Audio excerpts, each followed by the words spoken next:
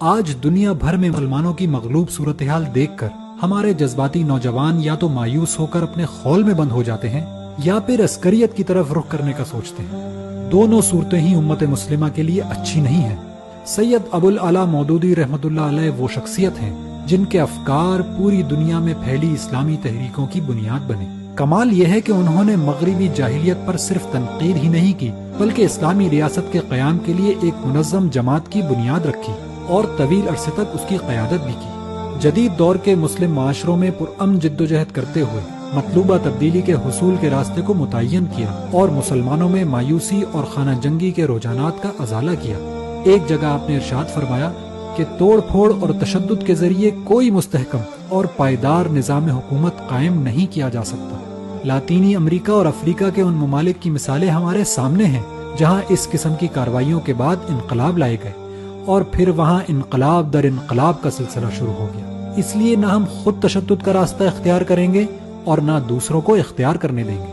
دور جدید میں اسلامی ریاست کیسی ہوگی، اس حوالے سے سید مودودی کے قلم نے نہ صرف جدید اسلامی ریاست کے واضح خد و خال بیان کیے بلکہ تفصیل سے بتایا کہ یہ جدید اسلامی ریاست کیسے دور جدید کے مسائل کو حل کرے گی۔ اس بات کو کھول کر رکھ دیا کہ آمریت کے مقابلے میں اسلامی ریاست کا مزاج شورائیت اور جمہوریت کے اصولوں پر مبنی ہوتا ہے۔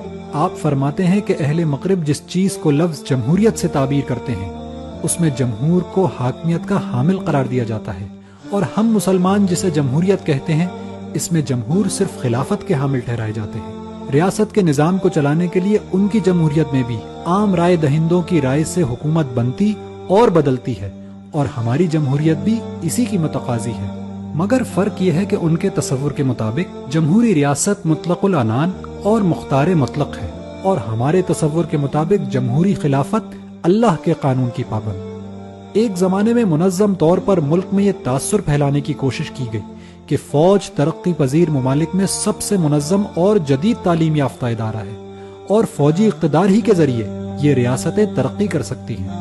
یہ وہ زمانہ تھا جب جنرل ایوب خان ملک کے فوجی حکمران تھے۔ ایک بار انہوں نے مولانا مودودی کو لاہور کے گورنر ہاؤس میں بلا کر بہت مشفقانہ انداز میں فرمایا، مولانا یہ سیاست تو بہت گندا کام ہے، آپ جیسے بلند کردار اور پاکیزہ نفس لوگ اس میں کیوں پڑ گئے ہیں؟ آپ اسے چھوڑیں اور اسلام کی تبلیغ فرمائیں، سیاست سیاسی لوگوں کو کرنے دیں، اس دلدل میں جو بھی قدم رکھے گا کیچڑ سے لت پت ہوگا۔ مولانا نے اس کے جواب میں فرمایا کہ جنرل صاحب آپ ٹھیک ہی فرماتے ہیں کہ اس وقت سیاست کو خوف خدا سے عاری لوگوں نے ایک گندا کھیل بنا دیا ہے۔ میں کہتا ہوں کہ حکومت کی خرابی تمام خرابیوں کی جڑ ہے، اور اس خرابی نے ہماری زندگی کے ہر دوسرے شعبے کو گندگی کا مرکز بنا دیا ہے۔ اس کو ٹھیک کرنا ہمارے نزدیک سیاسی کام نہیں بلکہ سراسر ایک دینی فریضہ ہے۔ ایوب خان نے کہا، مولانا پھر یہ کام کرتے ہوئے تو آپ اپنے آپ کو غلاظت کی آلودگی سے نہیں بچا سکتے۔ مولانا نے جواب دیا کہ اس میں کیا شک ہے کہ جو شخص بھی غلاظت اور سیوریج صاف کرنے کا کام کرے گا وہ چاہے کتنی ہی احتیاط برتے کچھ نہ کچھ چھینٹے تو اس کے کپڑوں پر ضرور پڑیں گے، لیکن اگر اس خوف سے سیوریج صاف ہی نہ کیا جائے تو پھر لا محالہ سارے شہر کی صحت خطرے میں پڑ جائے گی۔ سید مودودی جب تک حیات رہے انہوں نے پوری کوشش کی کہ ڈنڈے کو ملکی فیصلوں کی بنیاد نہ بننے دیا جائے۔ مولانا مودودی کا موقف واضح تھا کہ عوام الناس کی مرضی سے ہی مسند اقتدار پر حکمرانوں کو موجود ہونا چاہیے، اور جبری بیعت کے بجائے آزادانہ بیعت ہی سے مسلم دنیا کے حکمرانوں کا تعین ہونا چاہیے۔ سید مودودی کی قائم کردہ جماعت اسلامی کے دستور میں واضح طور پر موجود ہے کہ وہ کوئی خفیہ سرگرمی اس ملک میں نہیں کریں گے، کوئی خلاف آئین اقدام نہیں اٹھائیں گے، آمریت کی صورت میں پرامن طور پر مزاحمت کی جائے گی، خانہ جنگی سے پرہیز اور ڈنڈا حکومت حاصل کرنے کے لیے استعمال نہیں کیا جائے گا، حتیٰ کہ حکومت حاصل ہونے کے بعد بھی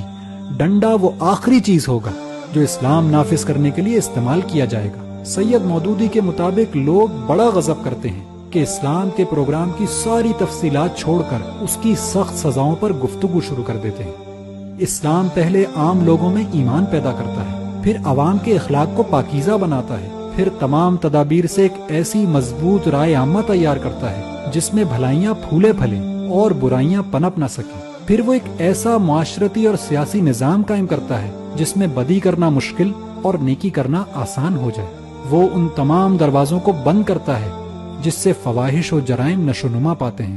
اس کے بعد ڈنڈا وہ آخری چیز ہے جس سے ایک پاک معاشرے میں سر اٹھانے والی ناپاکی کا قلع کما کیا جاتا ہے۔ اب اس سے بڑا ظالم اور کون ہو سکتا ہے جو ایسے برحق نظام کو بدنام کرنے کے لیے آخری چیز کو پہلی چیز قرار دیتا ہے اور بیچ کی سب چیزوں کو نگل جاتا ہے۔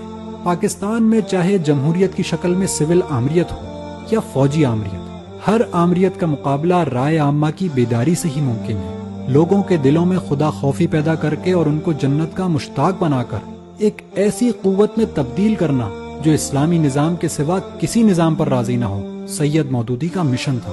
آج بھی اس مشن کے لیے بہت سی زندگیاں وقف ہیں۔ جب تک یہ زندگیاں اس زمین پر موجود ہیں، حقیقی تبدیلی کی امید زندہ ہے اور مایوسی اور انتہا پسندی کی کوئی گنجائش نہیں۔